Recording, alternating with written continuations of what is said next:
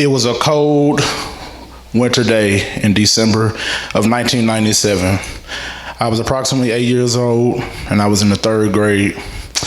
And I can remember the sound of the telephone ringing early in the morning hours.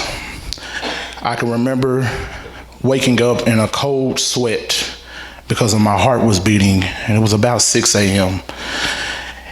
And as I can hear the telephone ringing, I can hear an echo on the other end of the telephone in chaos as my auntie who answered the telephone began to express a hysterical scream and shout to say, "Your father has passed." I can remember feeling confused and feeling disoriented as if my heart was twisting and as if I had nausea to the stomach. I was confused as a little boy who barely knew his father, and to figure out, where do I go from here? I began to ask myself, what is next? How will my life be to a young boy who barely knew his father and that is now gone?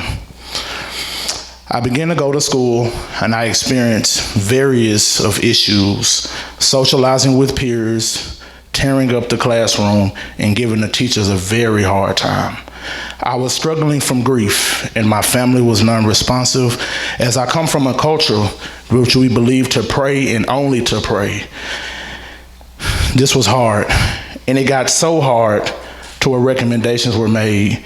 In order for me to stay in school, I must go and spend 8 weeks at a facility camp for boys and girls to work on my emotional issues. I can remember feeling very lost, and the ride there was very long, and it felt really gloomy as the rain really poured and the tears dropped from my eyes as if crocodile tears were coming, and I could feel the tears fall on my feet as if it was in a bucket of water. I felt really hurt to know that I would spend these 8 weeks away from home with only weekend passes, and how would I be leaving this place? I began to set into comfort of knowing that I had reached a safe place. The people were very nice and generous, and I can remember my camp counselor, Mr. Jesse, was a very dear friend. We learned archery. We learned how to roast marshmallows. We hiked, we hunted. We learned how to do mock trials after we were politicians. This taught us a lot of leadership and civic engagement. This was very life inspirational, and to go through these different things were great. I want to fast forward 13 years later. I'm 21 years old at the University of Arkansas at Pine Bluff, and I'm a sophomore at the time. Life is great. And as you can know, as a sophomore in college, it was all about partying. Sleepless nights and having a really, really good time. I felt that I was at the peak of my life. Well, I can remind you that that same phone call resurrected again. But this time I answered the telephone. And what I would seemingly tell you, ladies and gentlemen, on the other side of the telephone would be a life-altering experience. As I began to pick up the telephone, I can hear again the same deep hysterical scream. And this time it was my sister. Our mother has passed. At 21 years old, I sit on the side of my bed, feet dangling from the bed, asking myself, is this a dream? Can this be true? Surely this is not happening. I am now 21 years old with merely a relationship with my biological mother and father, and they're both gone. My heart felt ripped, and I could really feel the emotion and the drain as I continued to go forth. I did my best by staying in school that semester. I can remember I had some really failing grades. I can remember not talking to others, being very withdrawn, continuously thinking about her in the casket and how I really felt. Continuously having those conversations with myself, only if I had have gotten to know her a little bit better. As going through this, I was experiencing depression, and it was undiagnosed as I continued to move forward at this part of my life. I began to take a semester off from school. And I can remember my grades were so poor, I said, well, hey, I would just work. I went ahead and started to look for a job. And someone approached me and said, hey, you're a big fellow. Hey, won't you come and work for the juvenile? I began to think, this is very odd for me to want to work in such a horrific place. But I had to also ask myself, someone would possibly be there for me. Why don't I be there for someone else?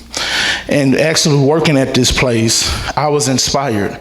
I began to be able to increase the engagement with the youth and be able to cultivate the lives of the young beings that I had permission with to work with at this time. It was a life-changing event. I went 9 years of working in behavioral health from Rivendell, Bridgeway, and other places here in Central Arkansas. I've been privileged to work in that space, to be able to work with others. But something was not quite right. As I began to work with others in this space, I noticed of seeing myself sometimes through the patients. I noticed of seeing males that looked just like myself that wouldn't buy into the treatment as much. And I wondered why. I began to do my synopsis and ask questions of why guys that look like myself can submit themselves or either be put in this place to not open up freely. And as I began to do this, I began to pray and ask for a vision of how can I help with this change. As again, I began to have flashbacks of me being 8 years old, and at times I would even shut down in this place. I had a vision to create the Confess Project. I noticed the stigma between African American males and how hard it is to be masculine and to be open. I noticed that the stigma is very strong and that I struggle with the same issues. As I began to develop this vision of the Confess Project, I wanted it to be a model that was built for boys and men of color to be expressive and be whole in safe spaces.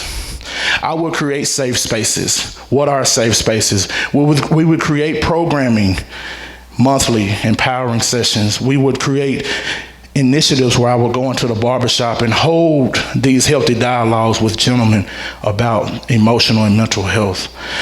I was inspired to do that because I only remembered my story being a vessel for wanting to change the narrative, and I knew that my story could change the narrative if I can just have a chance. I leave you with this to know that I reach men that are shattered and broken. I reach men that are lost and weary, but I reach men to let them know that we all have a purpose. Thank you.